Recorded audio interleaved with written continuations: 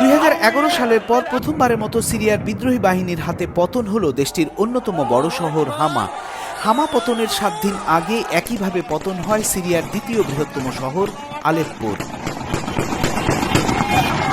একের পর এক বড় শহর বিদ্রোহী বাহিনী হায়াত তাহরির আল শাম দখলে নিলেও আসাদের সেনারা ন্যূনতম প্রতিরোধ তৈরি করতে পারেনি। প্রায় 200-র মতো সেনা বিদ্রোহীদের হাতে বন্দী হয়েছে বলে জানিয়েছে বিভিন্ন গণমাধ্যম। হামার পতনের মধ্য দিয়ে সিরিয়ার বাশার আল আসাদ গেল 13 বছরের মধ্যে এখন সবচেয়ে বড় চ্যালেঞ্জের মুখে পড়েছেন।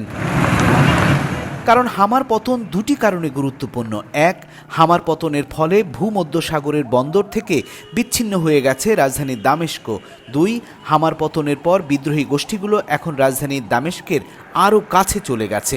বিদ্রোহী বাহিনীর লক্ষ্য যে দামেস্ক, এই অগ্রযাত্রা তারই ইঙ্গিত দিচ্ছে। এর সত্যতাও মিলেছে। হায়াত তাহরির আল শামের বিদ্রোহী নেতা আবু মুহাম্মদ আল জিলানি মার্কিন সংবাদ মাধ্যম সিএনএনকে জানিয়েছেন তাদের টার্গেট এবার দামেস্ক, লক্ষ্য সিরিয়ার আসাদকে ক্ষমতা থেকে উৎখাত করা। বিদেশি গণমাধ্যম সূত্রে জানা গেছে এ দফায় বিদ্রোহীদের হাতে আছে 15 থেকে 30 হাজার যোদ্ধা, সাথে আছে বিপুল পরিমাণ আধুনিক যুদ্ধাস্ত্র, যা দিয়ে তারা মাসের পর মাস যুদ্ধ চালিয়ে যেতে পারবে। এই দফায় গোষ্ঠীগুলোর সাথে যুক্ত হয়েছে অনেক বেশি কৌশলী, প্রশিক্ষিত, সুসংগঠিত যোদ্ধা। বিপরীতে বাশার আল আসাদের নেতৃত্বে সিরিয়া বিগত 1 দশকে অর্থনীতির আকার অর্ধেকে নেমে গেছে। ডলারের বিপরীতে সিরিয়ান পাউন্ডের মান তলানিতে পৌঁছেছে। গেল 13 বছরে বিদ্রোহীদের শেষ করে দিতে পারেননি আসাদ, বরং বিদ্রোহীদের কার্যক্রম কেবল দেশটির ক্ষুদ্র এলাকায় সীমাবদ্ধ রাখতে পেরেছিলেন। কিন্তু গেল 7 দিনে সিরিয়ার অভ্যন্তরীণ ভৌগোলিক হিসাব কিতাব বদলে গেছে। বিদ্রোহী গোষ্ঠীর দখলে চলে গেছে 2 শহর, রাজধানীর নিরাপত্তাও হুমকিতে পড়েছে। এর বাইরে দেশটির অর্থনীতির ভঙ্গুর দশায় খুশি নন নাগরিকরাও। ব্যবসায়ীরাও সরকারের উপর আর আস্থা রাখতে পারছেন না।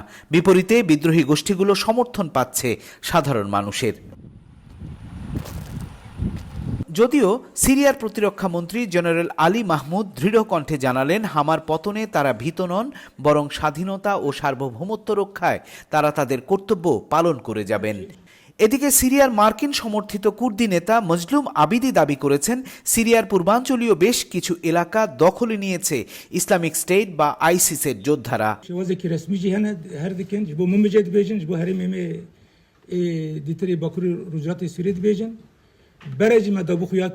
সাত দিনের যুদ্ধে সিরিয়ার বাশার আল আসাদের সিংহাসন যখন এখন হুমকির মুখে, তখন সিরিয়া, ইরাক ও ইরানের পররাষ্ট্রমন্ত্রীরা বৈঠক করলেন ইরাকের রাজধানী বাগদাদে।